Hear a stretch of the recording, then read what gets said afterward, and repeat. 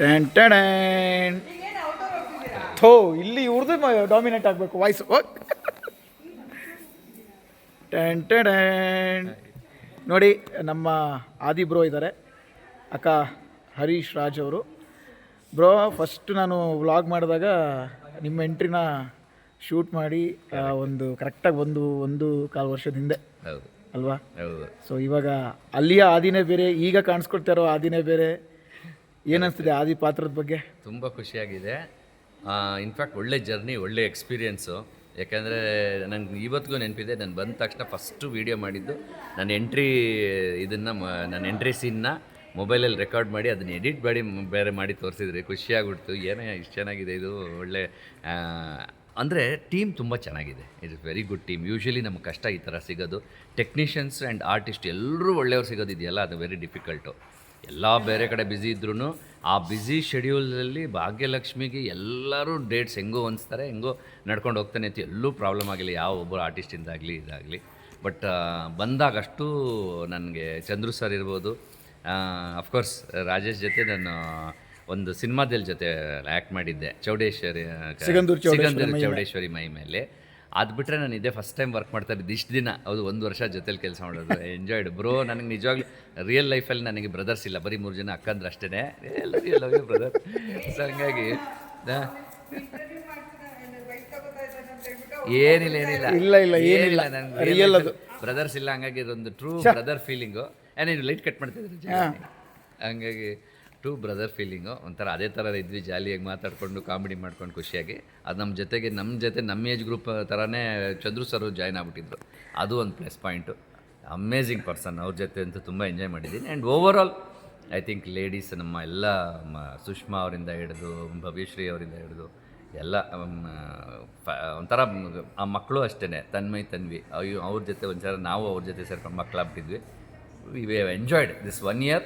Real family. ನನ್ನ family ಬಿಟ್ಟು ಬಂದರೆ ಇಲ್ಲಿ ಇನ್ನೊಂದು ಫ್ಯಾಮಿಲಿ, ಇಲ್ಲಿ ಇನ್ನೊಂದು ತಮ್ಮ, ನಮ್ಮಪ್ಪ, ಏನೋ ಈ ಥರದ್ದೇ ಒಂದು ಖುಷಿ ಇರ್ತದೆ. ಎಲ್ಲೂ ನಾವು ವರ್ಕ್ ಮಾಡ್ತಾಯಿದ್ದೀವಿ, ಇನ್ನೊಂದು ಸೆಟ್ಟಿಗೆ ಬಂದಿದ್ದೀವಿ, ಶೂಟಿಂಗ್ ಮಾಡ್ತಾಯಿದ್ದೀವಿ ಅನಿಸ್ಲೇ ಇಲ್ಲ. ಆಫ್ಟರ್ ಲಾಂಗ್ ಗ್ಯಾಪ್ ನೀವು ಮತ್ತೆ ಕಿರುತೆರೆಗೆ ಬಂದ್ರಿ, ಅದು ಭಾಗ್ಯಲಕ್ಷ್ಮಿಯಿಂದ. ಸೊ ಬಿಗ್ ಬಾಸ್ ಆದಮೇಲೆ ಆ್ಯಕ್ಚುಲಾಗಿ ಅಲ್ವಾ? ಸೊ ಬಿಗ್ ಬಾಸ್ ಆದಮೇಲೆ ಮತ್ತೆ ಕಲರ್ಸ್ ಕನ್ನಡಕ್ಕೆ. ಹೌದು. ಅದರ ಎಕ್ಸ್ಪೀರಿಯೆನ್ಸು, ಆಮೇಲೆ ಆದಿಯಾಗಿ ಜನ ನಿಮ್ಗೆ ಕೊಟ್ಟಂಥ ಪ್ರೀತಿ ಹೇಗಿತ್ತು?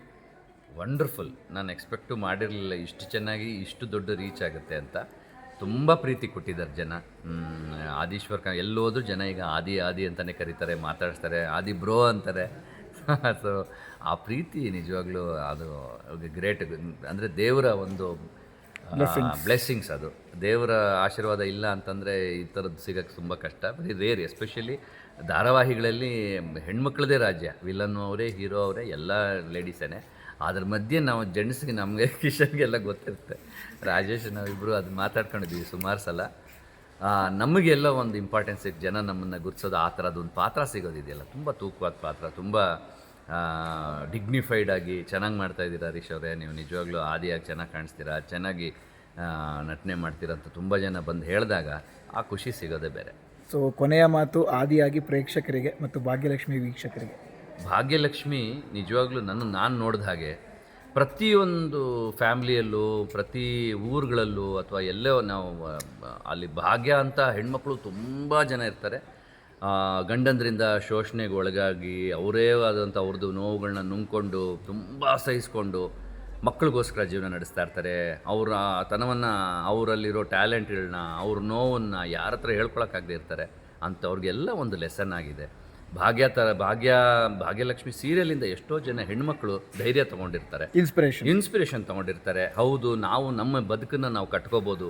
ನಾನು ಯಾಕೆ ಒಂದು ಬಿಸ್ನೆಸ್ ಮಾಡಬಾರ್ದು, ನಾನು ಯಾಕೆ ಒಂದು ಕೆಲಸಕ್ಕೆ ಸೇರ್ಕೋಬಾರ್ದು, ನನ್ನ ಲೈಫ್ನ ನಾನು ಯಾಕೆ ಲೀಡ್ ಮಾಡಬಾರ್ದು, ನಮ್ಮ ಮಕ್ಕಳಿಗೆ ಒಂದು ಒಳ್ಳೆ ಭವಿಷ್ಯವನ್ನು ಕಟ್ಕೊಡ್ಬೋದು, ಗಂಡಂದ್ರ ಮೇಲೆ ಯಾಕೆ ಡಿಪೆಂಡ್ ಆಗಬೇಕು. ಅಂದರೆ ಆ ಥರ ಒಬ್ಬ ಗಂಡ ಡಿವೋರ್ಸ್ ಕೊಟ್ಟು ಇನ್ನೊಂದು ಮದುವೆ ಆಗಿ ಈ ಥರದ್ದೆಲ್ಲ ಇದ್ದಾಗ ಒಂದು ಒಂಟಿ ಹೆಂಗಸು, ಮುಂಚೆ ಕಾಲದಲ್ಲಿತ್ತು ಒಂದು ಹೆಂಗಸು ಒಂಟಿಯಾಗಿ ಬದುಕೋಕ್ಕಾಗಲ್ಲ, ಈ ಕಾಲದಲ್ಲಿ ಸಾಧ್ಯ ಇದೆ ಅಂತ ಪ್ರೂವ್ ಮಾಡಿ ತೋರಿಸಿರೋಂಥ ಧಾರಾವಾಹಿ.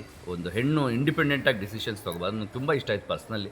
ಹಂಗಾಗಿ ಆ ಕ್ಯಾರೆಕ್ಟರೈಸೇಷನ್ನು ಆ ಥರದ್ರಿಂದ ಐ ಥಿಂಕ್ ಎಲ್ಲ ಹೆಣ್ಮಕ್ಳಿಗೆ ಒಂದು ಇದರಿಂದ ಒಂದು ಲೆಸನ್ ಆಗಿದೆ, ಒಂದು ಎಕ್ಸ್ಪೀರಿಯೆನ್ಸ್ ಸಿಕ್ಕಿದೆ, ಅವ್ರಿಗೆ ಒಂದು ಭರವಸೆ ಸಿಕ್ಕಿದೆ, ನಾವು ಏನೋ ಮಾಡ್ಬೋದು ಅಂತ ಧೈರ್ಯ ಸಿಕ್ಕಿದೆ ಅಂತಂದರೆ ಅದಕ್ಕಿಂತ ಇನ್ನೊಂದು ಖುಷಿ ಇಲ್ಲ. ಸೊ ಹಾಗಾಗಿ ಇಂಥ ಒಂದು ಧಾರಾವಾಹಿಯಲ್ಲಿ ನಾನು ಒಬ್ಬ ಭಾಗಿಯಾಗಿ ಒಂದು ಪಾತ್ರ ಮಾಡಿದ್ದೀನಿ ಅನ್ನೋದು ಖುಷಿ. ಆ್ಯಂಡ್ ಒಳ್ಳೆ ಫ್ಯಾಮಿಲಿ ಸಿಕ್ಕಿದೆ ನನಗೆ.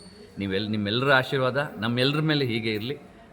ನೀವಿರೋದ್ರಿಂದನೇ, ನೀವು ನಮ್ಮ ಧಾರಾವಾಹಿಗಳನ್ನ ನೋಡೋದ್ರಿಂದನೇ ನಮಗೆ ಕೆಲಸ, ನಮಗೆ ಖುಷಿ, ನಮ್ಮ ಟ್ಯಾಲೆಂಟ್ಗೆ ಒಂದು ಬೆಲೆ. ನಿಮ್ಮ ಆಶೀರ್ವಾದ ಹೀಗೆ ಇರಲಿ. ಮತ್ತು ಇನ್ನೊಂದಷ್ಟು ಸಿನಿಮಾಗಳಿಂದ, ಇನ್ನೊಂದಷ್ಟು ಧಾರಾವಾಹಿಗಳಿಂದ, ಯಾವುದೇ ಮೂಲಕ ನಿಮಗೆ ಎಂಟರ್ಟೈನ್ಮೆಂಟ್ ಸದಾ ಕೊಡ್ತಾ ಇರೋದು. ನೆಕ್ಸ್ಟ್ ಸಿನಿಮಾ ಯಾವುದು? ಸಿನಿಮಾ ವೆಂಕಟೇಶಾಯ ನಮಃ. ವೆಂಕಟೇಶಾಯ ನಮಃ, ಒಂದು ರೊಮ್ಯಾಂಟಿಕ್ ಕಾಮಿಡಿ ಆದಷ್ಟು ಬೇಗ ತೆರೆಗೆ ಬರುತ್ತೆ. ಅದನ್ನೆಲ್ಲ ನೋಡಿ ನಿಮ್ಮ ಹರೀಶ್ ರಾಜ್ ಮೇಲೆ ನಿಮ್ಮ ಆಶೀರ್ವಾದ ಇರಲಿ. Thank you. Thank you bro. Thank you so much.